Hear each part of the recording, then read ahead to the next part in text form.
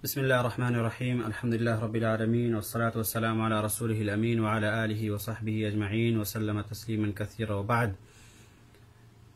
मुहतरम सामीन किराम, माह रमज़ान का मुबारक महीना से हम गुज़र रहे हैं। इन हालात के अंदर हमें एक चीज़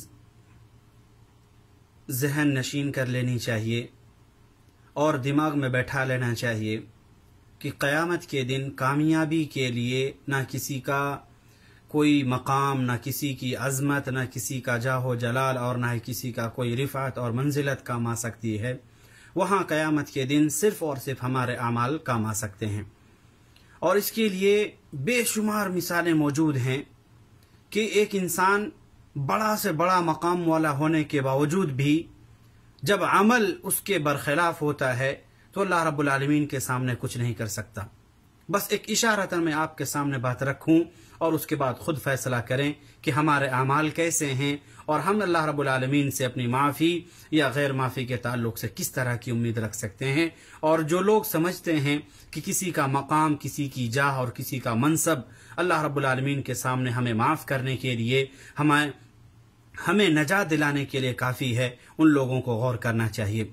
नूह अलैहिस्सलातु वस्सलाम का वाक़या देखें कि नूह अलैहिस्सलातु वस्सलाम का बेटा जो काफिरों के साथ होने की वजह से, इन पर ईमान ना लाने की वजह से गर्क़ आब हुआ और ये चाह करके भी कुछ नहीं कर सके। जानते थे कि हमारा लड़का है, ये मेरा बेटा है, लेकिन इसके बावजूद जब अल्लाह रब्बुल आलमीन के सामने दरियाफ्त की कि अल्लाह रब्बुल आलमीन तेरा वादा है कि तू मेरे घर वालों को, मेरे अहल को तू नाकाम और नामुराद नहीं करेगा, किसी तरह की परेशानियों से दो चार नहीं करेगा, तो फिर ये तो मेरा बेटा है। कहा इन्न बनी मिन अहली, मेरा बेटा मेरे घर वालों में से है, मेरा अहल है, लिहाजा तेरा वादा बरहक है और तू अपने वादे को तोड़ने वाला नहीं है। अल्लाह रब्बुल आलमीन ने कहा या नूह इन्नहु लैसा मिन अहलिक, ये तेरा अहल नहीं है, ये तेरे घर वालों में से नहीं है। गोया रिश्ता ईमान की बुनियाद पर कायम होता है और नसब के बुनियाद पर तो खैर है ही, लेकिन अल्लाह रब्बुल आलमीन के निगाह में इंसान की वक़ात रिश्तेदारी से ज्यादा अल्लाह रब्बुल आलमीन की निगाह में दीनदारी और ईमानदारी की होती है।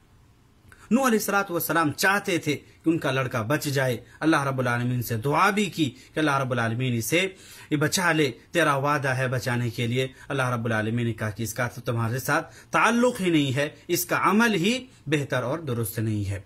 गोया नूह अलैहिस्सलातु वस्सलाम ने चाह करके भी उसको नहीं बचा पाया। इसी तरह से इब्राहिम अलैहिस्सलातु वस्सलाम का मामला देख लीजिए। इब्राहिम अलैहिस्सलातु वस्सलाम जिनको अबुल अंबिया कहा जाता है, अंबिया के बाप, लेकिन इतना बड़ा और उसके बावजूद अल्लाह रब्बुल आलमीन ने उनको खलील के लक़ब से मुलक़्क़ब किया। लेकिन इसके बावजूद भी जब बात अल्लाह रब्बुल आलमीन की निगाह में फैसले की आती है तो वहाँ वो भी कुछ नहीं कर पाते हैं। अल्लाह रब्बुल आलमीन से इब्राहिम अलैहिस्सलातु वस्सलाम चाहते हैं कि उनका बाप बच जाए, लेकिन इसके बावजूद भी चूंकि अल्लाह रब्बुल आलमीन के यहाँ फैसला अमल की बुनियाद पर होता है, रिश्तेदारी की बुनियाद पर नहीं, इसके लिए वो भी अपने बाप जो आज़र थे उनके ऊपर ईमान नहीं लाया था, इसके बावजूद भी वो उनको नहीं बचा सकते।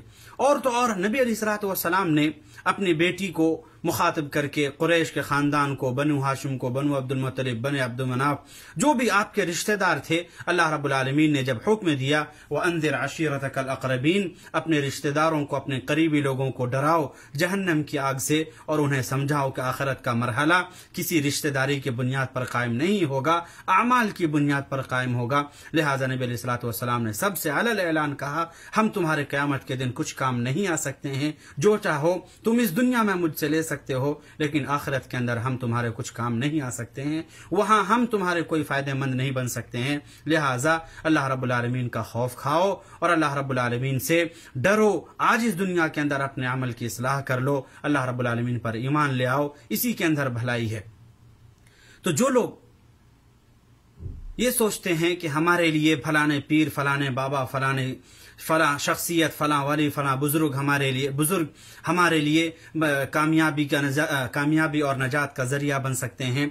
उन लोगों को इन तमाम वाक़यात से सबक लेना चाहिए, दर्स लेना चाहिए कि क़यामत के दिन किसी का कोई मनसब काम नहीं आता है और किसी की कोई जाहो जलाल, किसी का कोई मकाम काम नहीं आता है। उसका मकाम खुद उसके लिए है, दूसरों के लिए नहीं है। लिहाजा इन तमाम चीज़ों से हमें इबरत हासिल करनी चाहिए और नसीहत पकड़नी चाहिए और अपने अमाल को खंगालना चाहिए। और जो लोग ऐसे धोखा देते हैं कि पर्ची लिख करके डाल दो, तुम्हारे फलाने पीर फलाने बाबा के नाम से तुम्हारी नजात हो जाएगी या तुम्हारे पास फरिश्ते पूछेंगे ही नहीं, ऐसे लोगों को समझना चाहिए कि ये खुद भी गुमराह हैं और दूसरों को भी अंधेरे के अंदर ढकेल रहे हैं। ऐसे जो जहन्नम के दारोगे हैं या जहन्नम के जो जहन्नम की दावत देने वाले हैं और उस तक पहुंचाने वाले हैं, इन तमाम लोगों से बचना चाहिए, दूर रहना चाहिए, भागना चाहिए और अपने अमाल की इस्लाह के लिए अल्लाह रब्बुल आलमीन के सामने हाजिर होना चाहिए और अल्लाह रब्बुल आलमीन से गुजारिश करनी चाहिए, अल्लाह रब्बुल आलमीन से मांगना चाहिए